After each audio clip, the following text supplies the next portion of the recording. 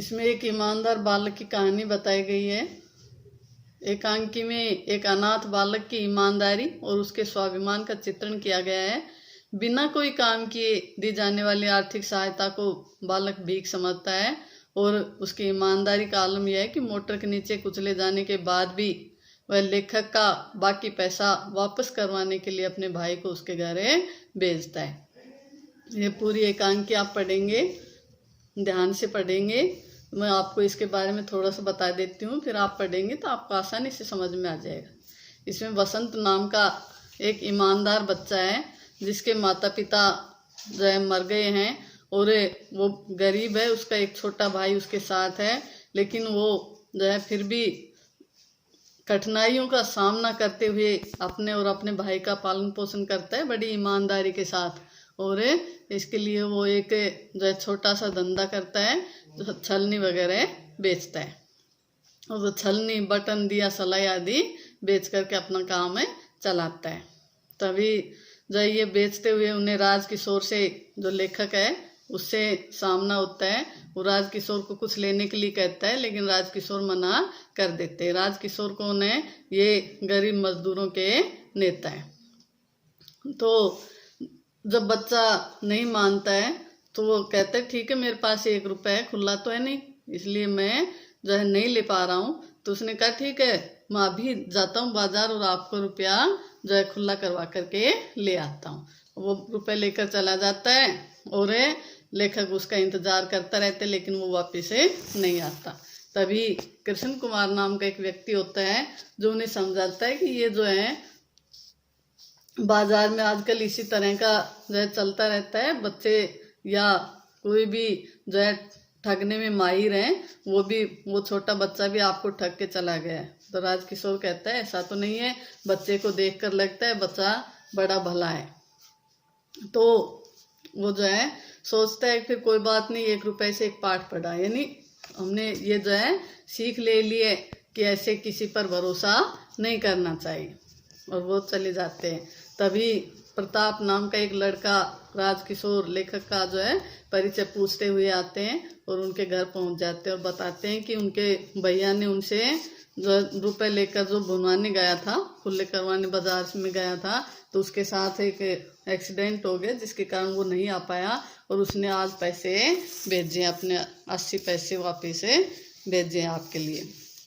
तो राजकिशोर पूछता है तुम्हारे घर में कौन कौन है? तो बताता है कि मैं और मेरा भाई हूँ जो भिक्खू अहीर के घर में रहते हैं हम। तो लेकिन मेरा भाई जो है एक्सीडेंट हो गया है और माता पिता मर गए हैं। अब राजकिशोर उस बच्चे के पास उसके साथ जाता है और अपने जो है सेवक से कह जाता है कि वहाँ एक जो है डॉक्टर को भेज देना। तो डॉक्टर को लेकर जो उसका सेवक वहाँ पहुँचता है और राजकिशोर उनके घर चले जाते हैं। तो देखते हैं कि बच्चा कैसे ज़मीन पर पड़ा हुआ करा रहा है और भिक्खू से डांटने में लगा हुआ है। उसे देखकर जो है वसंत जो है उसे जो है आदर सम्मान करते हैं और राजकिशोर से बातें करते हैं। राजकिशोर कहता है चिंता मत करो, डॉक्टर ने बुला दिया, अब तुम ठीक हो जाओगे। डॉक्टर कहता है इसे तुरंत अस्पताल ले जाना पड़ेगा, इसकी हड्डी टूट गई है। तो राजकिशोर तुरंत एम्बुलेंस के लिए फ़ोन कर देते हैं और इस प्रकार से उस ईमानदार बालक का जो है इलाज हो जाता है। तो ईमानदार रहना सबसे अच्छी बात है।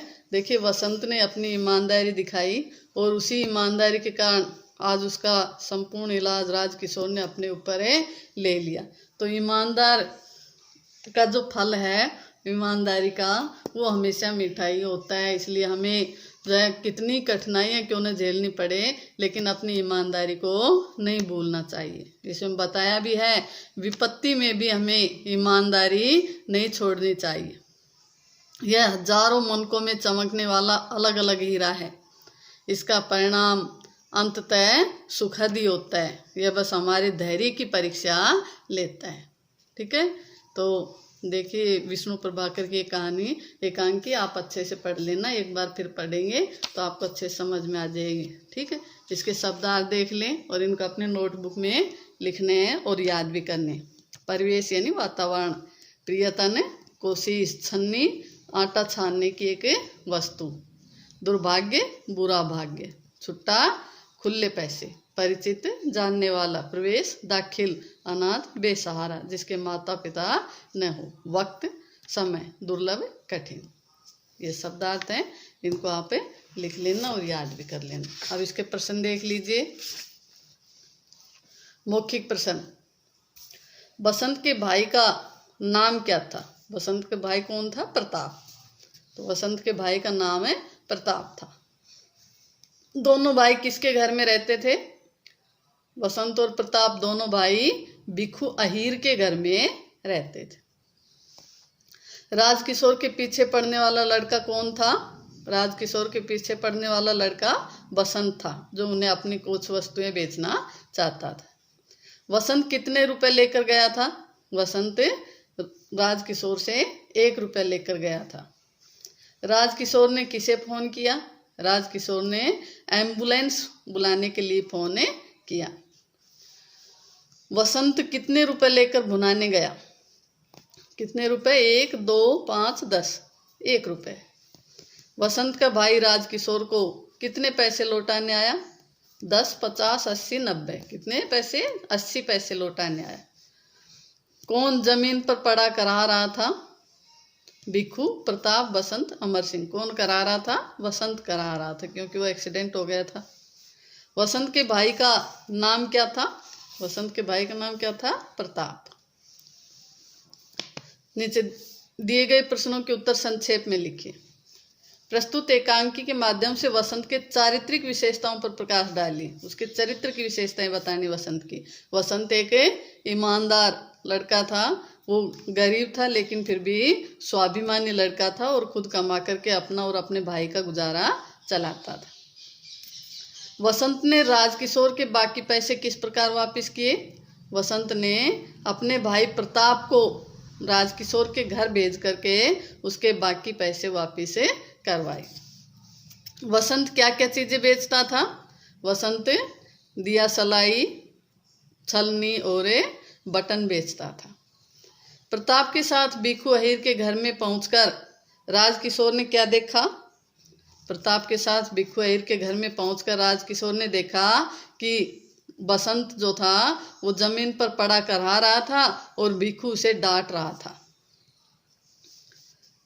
नीचे दिए गए प्रश्नों के उत्तर विस्तार से लिखिए। वसंत को लेकर लेखक के मन में उठने वाले विचारों का वर्णन कीजिए।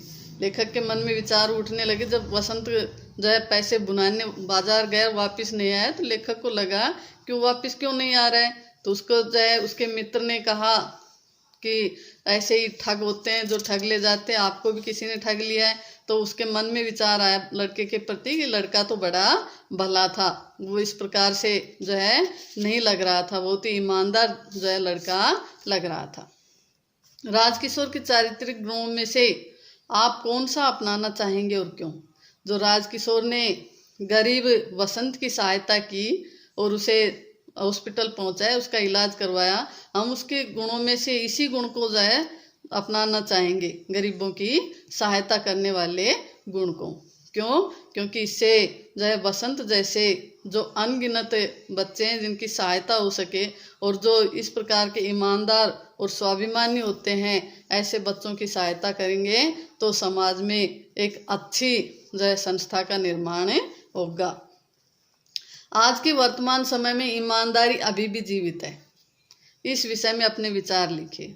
आज वर्तमान समय में भी हमें ईमानदारी जो है दिखाई देती है, जहाँ तहाँ देखो इस प्रकार के वसंत जैसे या लेखक राजकिशोर जैसे ईमानदार आज भी हमें देखने को मिल जाते हैं। जैसे किसी का एक्सीडेंट हो गया तो उसे जो है देख करके उसे जो है उठाना, उसको हॉस्पिटल पहुंचाना, उसकी सहायता करना और किसी गरीब बच्चों की सहायता करना, अनाथ को जो है स्कूल में एडमिशन करवाना, ऐसे बहुत से कार्य आज भी समाज में किए जाते हैं। इसलिए हम कह सकते हैं कि आज भी ईमानदारी समाज में बची हुई है, जीवित है।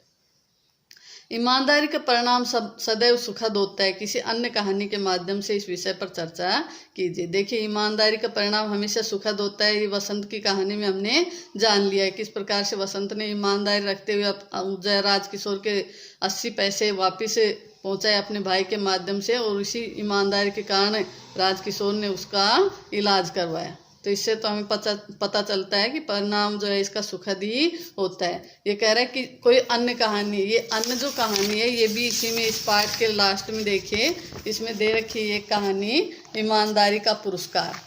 ईमानदारी का पुरस्कार, ये भी इसी प्रकार की कहानी है। जो ईमानदार होते हैं वो लास्ट में फल फूल जाते हैं और जो है समाज में उनका बड़ा सम्मान होता है। ये संपूर्ण कहानी आप देख सकते हैं और ये जो है पढ़ सकते हैं, लिख सकते हैं। थैंक यू बच्चों, धन्यवाद।